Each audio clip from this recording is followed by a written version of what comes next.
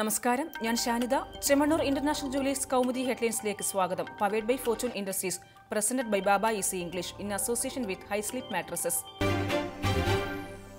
ചിത്രയ്ക്കൊപ്പം കോടതി. ചിത്രയ്ക്ക് തുണയായി ഹൈക്കോടതി. ലോക അത്ലറ്റിക് ചാമ്പ്യൻഷിപ്പിൽ 1500 മീറ്ററിൽ PU ചിത്രയെ പങ്കെടുപ്പിക്കുവാൻ നിർദ്ദേശം. മത്സരത്തിലേക്കുള്ള തിരഞ്ഞെടുപ്പ് സുതാര്യമായിരുന്നില്ല. ചിത്രയെ ഒഴിവാക്കി ഇന്ത്യൻ ടീമിൽ ഉൾപ്പെടുത്തിയത് അനർഹരെയെന്നും കോടതി. ഇടക്കാല വിധി അത്ലറ്റിക് ഫെഡറേഷൻ നിലപാടിനെതിരെ ചിത്ര നൽകിയ ഹർജിയിൽ. അത്ലറ്റിക് ഫെഡറേഷൻ സ്വതന്ത്ര സമിതിയെന്നും വിഷയത്തിൽ ഇടപെടാൻ ആകില്ലെന്നും കേന്ദ്ര സർക്കാർ കോടതിയെ അറിയിച്ചത് ഇന്ന്. കേന്ദ്രവും കൈയൊഴിഞ്ഞിടത്ത് കേരളത്തിന് താരത്തെ കാത്തത് കോടതി വിധി മാത്രം. മുഴുവൻ മലയാളികളും തനിക്കൊപ്പം നിന്നുവെന്ന് ചിത്രയുടെ പ്രതികരണം. അതേസമയം ചിത്രയെ കൂടാതെ ഇന്ത്യൻ ടീം ലണ്ടനിലേക്ക് പുറപ്പെട്ടത് ഇന്നലെ. ഹൈക്കോടതി വിധി തുണയായെങ്കിലും ഇനി ലണ്ടനിലേക്ക് പോകാൻ കഴിയുമോ എന്ന കാര്യത്തിൽ സംശയമുണ്ടെന്ന് PU ചിത്ര. കോടതി വിധിയിൽ പ്രതികരണത്തിന് മുതിരാതെ അത്ലറ്റിക് ഫെഡറേഷൻ. പഴുതടച്ച് പോലീസ്. നടിയെ ആക്രമിച്ച കേസിൽ ദിലീപിന് വീണ്ടും തിരിച്ചടി. ഒളിവിൽ കഴിയുന്ന മാനേജർ അപ്പുണ്ണിയുടെ മുൻകൂർ ജാമ്യം തള്ളി ഹൈക്കോടതി. ഗൂഢാലോചനയിൽ അപ്പുണ്ണിക്ക് പങ്കുണ്ടോ എന്ന് തെളിയിക്കാൻ ചോദ്യം ചെയ്യൽ അനിവാര്യമാണെന്ന് പ്രോസിക്യൂഷൻ. അന്വേഷണ ഉദ്യോഗസ്ഥന് മുന്നിൽ ഹാജരായാൽ അപ്പുണ്ണിയെ ഉപദ്രവിക്കരുതെന്ന് പോലീസിന് കോടതി നിർദ്ദേശം. അതേസമയം ദിലീപിന്റെ പറവൂർ കരുമാലിയിലെ കയ്യേറ്റ ഭൂമിയിൽ റവന്യൂ ഭൂരേഖ വിഭാഗത്തിന്റെ പരിശോധന തുടരുന്നു. വിവാദ ഭൂമി അളന്നുതിരിക്കുന്നത് 116 വർഷം പഴക്കമുള്ള രേഖകൾ അനുസരിച്ച്. അതേസമയം ഈ ഭൂമിയുമായി ബന്ധപ്പെട്ട് കൈവശമുള്ള രേഖകൾ ഹാജരാക്കാൻ ദിലീപിന് റവന്യൂ വകുപ്പ് നോട്ടീസ്. അതിനിടെ ചാലക്കുടിയിലെ ഡി സിനിമാസ് തിയേറ്റർ സമുച്ചയത്തിനായി ഭൂമി കയ്യേറിയ സംഭവത്തിൽ അളക്കൽ നടപടികൾ പൂർത്തിയാക്കി റവന്യൂ വകുപ്പ്. വിശദ റിപ്പോർട്ട് ഉടൻ ജില്ലാ കളക്ടർക്ക് കൈമാറുമെന്ന് സർവേ സൂപ്രണ്ട്. അതേസമയം ദിലീപുമായി ഗായിക റിമി ടോമിക്ക് സാമ്പത്തിക ഇടപാടുകൾ ഉണ്ടെന്ന നിഗമനത്തിൽ വിശദാന്വേഷണത്തിന് പോലീസ്. തലസ്ഥാനത്ത് നിരോധനാജ്ഞ.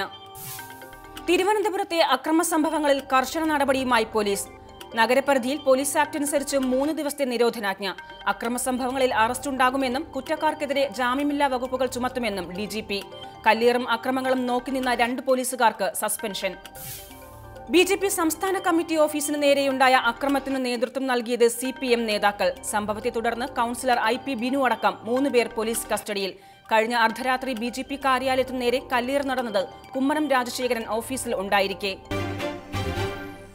അപലപിച്ച് കോടിയേരി. തിരുവനന്തപുരത്തെ BJP ഓഫീസിന് നേരെയുണ്ടായ CPM ആക്രമണത്തെ അപലപിച്ച് കോടിയേരി. പ്രകോപനം ഉണ്ടായാലും പാർട്ടി ഓഫീസുകൾ ആക്രമിക്കുവാൻ പാടില്ല. CPM പ്രവർത്തകർ BJPക്കാരെ പോലെ പെരുമാറരുതെന്നും CPM സംസ്ഥാന സെക്രട്ടറി. തലസ്ഥാനത്തുണ്ടായ സംഘർഷങ്ങളിൽ പൂർണ്ണ ഉത്തരവാദിത്തം BJPക്ക്. ക്രമസമാധാനം തകർക്കാൻ RSSന് ഗൂഢപദ്ധതിയെന്നും കോടിയേരി. അക്രമത്തിന് നേതൃത്വം നൽകിയ Kunnukuzhi ward councillor IP Binu അടക്കമുള്ളവരെ സസ്പെൻഡ് ചെയ്തും CPM നടപടി. നവാസ് ഷെരീഫ് രാജിവെച്ചു. പനാമ കേസിൽ കുറ്റക്കാരനെന്ന പാക് സുപ്രീം കോടതി വിധിക്ക് പിന്നാലെ പ്രധാനമന്ത്രി പദം രാജിവെച്ച് നവാസ് ഷെരീഫ്. പദവിയിൽ തുടരാൻ ഷെരീഫ് അയോഗ്യനെന്ന് വിധിച്ച കോടതി അദ്ദേഹം ഉടൻ സ്ഥാനമൊഴിയണമെന്നും ഉത്തരവിട്ടിരുന്നു. 5-അംഗ ബെഞ്ചിന്റെ വിധി ഏകകണ്ഠം.